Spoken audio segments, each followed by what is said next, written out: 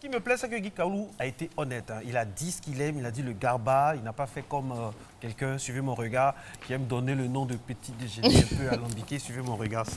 Alors... Ouais, non, moi j'aime bien tout ce qui est. Il a dit garba. Moi, tout le monde sait, c'est le riz couché. Maintenant, Koueva, elle nous parle parfois de bacon. Oui, quelquefois des viennoiseries. Alors que c'est une bonne aficionados de pain baoulé. Alors, voilà maintenant l'image du jour, le petit déjeuner, c'est de l'attiquer. Un piment dans le rond central et sur le côté, ailier de débordement, des crabes. Ah là là, ça donne crabes braisés. Ça donne un match épique et ça, c'est magnifique. Ça nous vient, tenez-vous bien, ça nous vient de Tiemelekro. Il y a des crabes là-bas? Dans le Nzi Komwe. Ça, vraiment, nous saluons tous ceux qui nous regardent de ce côté-ci de la Côte d'Ivoire, ce bel endroit, vraiment, qui est au cœur de la Côte d'Ivoire. On salue tous ceux qui nous regardent de Tiemelekro, c'est dans le Nzi Komwe. Alors, parce que j'ai parlé de Véomi tantôt, qui est mon village, monsieur nous vend Tiemelekro. Non, moi j'ai...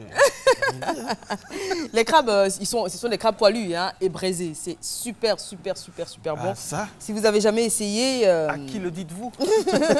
Il y en a beaucoup à Tiemelekro, à ce qu'il paraît. Marco, oui, on va passer à la suite. Et la suite nous emmène tout droit vers un homme qu'on aime beaucoup et qui sera très sollicité dans quelques semaines seulement parce que vous le savez, mesdames et messieurs, dans une poignée de jours seulement, on aura la Coupe d'Afrique des Nations au Gabon, en Afrique australe, avec des clubs, des pays, hein, pas des clubs, des pays qui vont essayer de rivaliser d'ardeur, d'adresse afin d'attraper le Graal et c'est pas évident. Serge Dakouri, bonjour. Bonjour. C'est tout un programme. Mais oui, tout un programme, jour J-5. Juste après les jingles, il faut bien vous installer.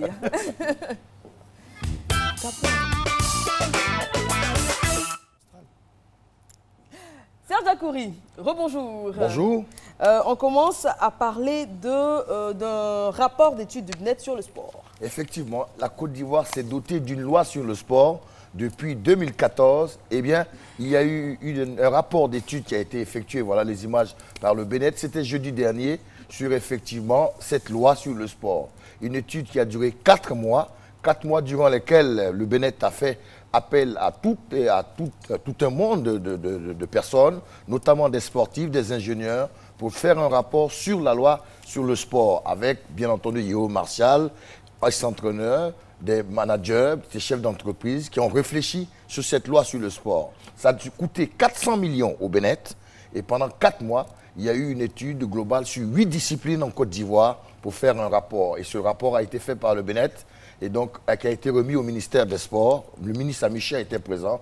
Et bien à partir de maintenant, vous verrez que les sportifs vont bien vivre de leur art parce que nous étions dans un amateurisme marron. Ça veut dire qu'il n'y a pas de reconversion pour nos athlètes, les droits et devoirs, tout ça. On ne signe pas de contrat et on prend les sportifs vraiment à vil prix.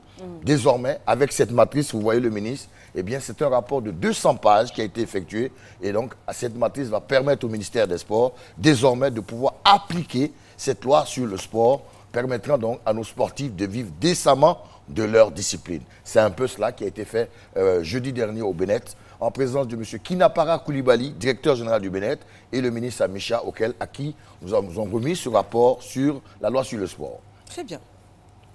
Alors, le Ballon d'Or Africa, c'est officiel et c'est... Ben écoutez, voilà l'image. Ce n'est pas, c'est l'Algérien Riyad Mahrez. Oui, c'est le joueur de l'équipe de Leicester en Angleterre, milieu de terrain gaucher. Eh bien, il a permis à cette petite équipe qui ne fait pas partie des gros bras du championnat anglais, c'est-à-dire Arsenal, Chelsea, Manchester City ou Manchester United, eh bien, ce petit poussé, qui est l'équipe de Leicester, a été champion l'année dernière, déjouant tous les pronostics grâce à cet Algérien qui a été l'homme des passes décisives. On parle de 20 passes décisives, 17 buts marqués pour un milieu de terrain. Il a crevé l'écran l'année dernière en Angleterre. Et avant ce ballon d'or, il avait été élu meilleur joueur africain du championnat anglais. Et bien, fort logiquement, il a dévancé Pierre-Emerick Aubameyang en ayant 376 points. Aubameyang est revenu avec 316 points en deuxième position.